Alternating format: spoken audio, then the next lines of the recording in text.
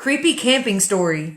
The summer after my second year in high school, I went up to Pike National Forest in Colorado for a summer field biology camp. It was pretty cool because I'd never been camping before. I had a 2-man tent that I shared with my buddy from school. We had met this kid at camp and instantly became really good friends. His parents were loaded, and his tent, which was about 10 feet from ours, was huge, like a 10-person tent. Now, the night before the incident, a huge windstorm blew through the valley and absolutely annihilated his huge tent. Mine was fine because it was low to the ground.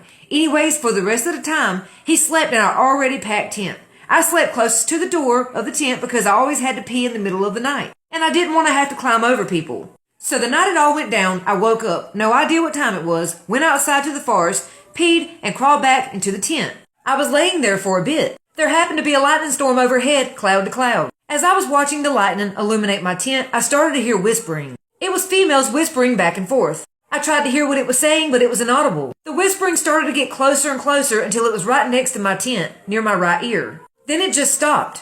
I didn't hear anyone walking or anything. Then all of a sudden the lightning lit up the tent and there were shadows of people casting onto the side of the tent. I about crapped myself. That's right when the chanting began. It sounded like a different language, and all females. I just closed my eyes and slipped under my sleeping bag and put my hands over my ears. The next day after breakfast, we all went back to the tent to get changed, and the new guy, who was now staying with us, says, "Pretty wild last night, right?" To which I respond, "The lightning?" He's like, "No, the freaking scary chanting. I think this place is cursed or something." So it wasn't just me, but it did help that someone else heard it and we could talk about it. Now every time I go camping, I stop drinking all liquids 2 hours before I plan to sleep, so I don't have to wake up in the middle of the night to pee. Story 2. I used to be in the Girl Scouts when I was younger, and one time our troop went on a camping trip. It wasn't in a campground, but there was a restroom nearby. During the night, I had to use the restroom. I walked barefoot, mind you, down a small hill to the bathroom, which had a very bright light inside. The entrance of the restroom had no door, so as I entered the bathroom, I saw 20 scorpions